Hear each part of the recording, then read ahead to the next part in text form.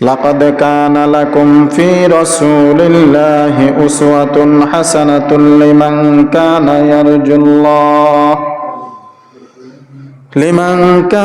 يرجو الله واليوم الآخر وذكر الله كثيرا। আল্লাহ সুবহানাহু ওয়া তাআলা বলেন, অবশ্যই তোমাদের জন্য রাসূলুল্লাহ সাল্লাল্লাহু আলাইহি ওয়াসাল্লামের মধ্যে রয়েছে উত্তম আদর্শ। লিমান কানা ইয়ারজুল্লাহ ওয়াল ইয়াউমাল আখির, যারা আল্লাহ এবং আখিরাতের আশা করে।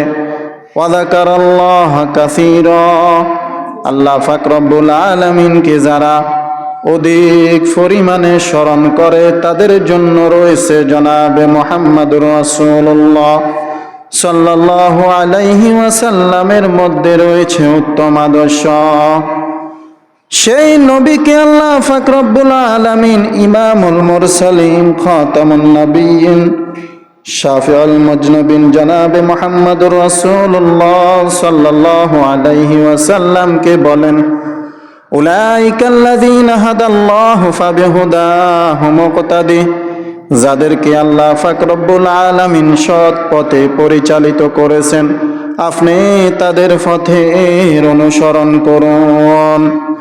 অন্য আয়াতের মধ্যে আল্লাহ সুবহানাহু ওয়া তাআলা বলেন, ওয়াযকুর ইবাদানা ইব্রাহিমা ওয়া ইসহাকা ওয়া ইয়াকুবা উলিল আইদি ওয়াল আবসার, স্মরণ করো আমার বান্দা ইব্রাহিম, ইসহাক, ইয়াকুবের কথা। উলিল আইদি ওয়াল আবসার, তারা ছিল শক্তিশালী ও দূরদর্শী। হযরত ইব্রাহিম আলাইহিস সালাতু ওয়াস সালামের প্রশংসা করে আল্লাহ সুবহানাহু ওয়া তাআলা বলেন, ইব্রাহিম আলাইহিস সালাতু ওয়াস সালাম তার ছেলে সন্তানদের জন্য, আত্মীয় স্বজনের জন্য দোয়া করলেন, রব্বি জাআলনি মুকিমাস সালাতি, হে আমার রব, হে আমার প্রতিপালক, আমাকে সালাত কায়েমকারী বানান। ওয়া মিন যুররিয়াতি, আমার বংশধরের মধ্যে হতেও। রব্বানা ওয়া তাকাব্বাল দুআ, হে আমাদের রব, হে আমাদের প্রতিপালক, আমার দোয়া কবুল এবং মঞ্জুর করে নাও।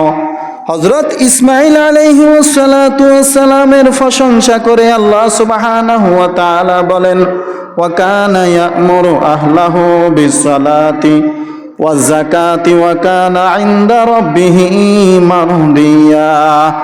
হযরত ইসমাঈল আলাইহিস সালাতু ওয়াস সালামের প্রশংসা করে আল্লাহ পাক রব্বুল আলামিন বলেন, তিনি তার পরিবার পরিজনকে সালাত ও যাকাতের নির্দেশ দিতেন।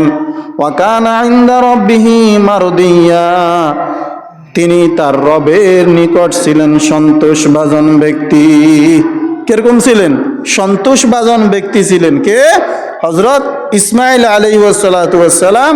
তিনি তার পরিবার পরিজন আহলে বাইতের জন্য হযরত ইসমাঈল আলাইহিস সালাতু ওয়াস সালাম দোয়া করতেন। কার কাছে?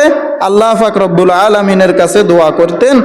আর এই দোয়াটা আল্লাহ পাক রব্বুল আলামিন প্রশংসা স্বরূপ কালামে হাকিমের মধ্যে তুলে ধরলেন। কালামে হাকিমের মধ্যে কি তুলে ধরলেন?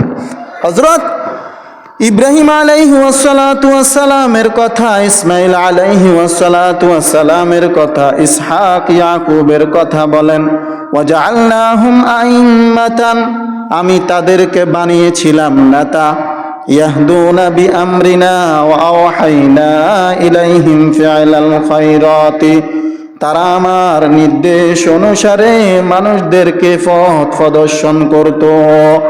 ওয়া আওহাইনা ইলাইহিম ফিআলাল খায়রাতি, তারা ভালো কাজ করতে আমি তাদের কাছে ওহী প্রেরণ করলাম।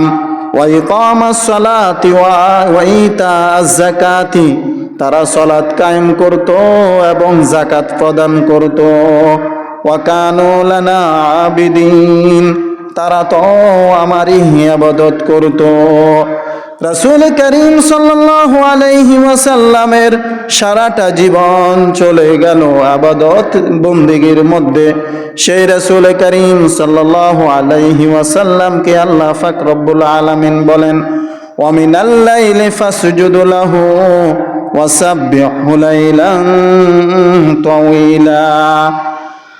আর আপনি রাত্রির কিছু অংশ ওয়া মিনাল লাইলি ফাসজুদ লাহু তার জন্য সিজদা অবনত হন, ওয়াসাব্বিহু লাইলান তাওয়িলা আর রাত্রির দীর্ঘ সময় তার জন্য তার তাসবিহ পাঠ করুন।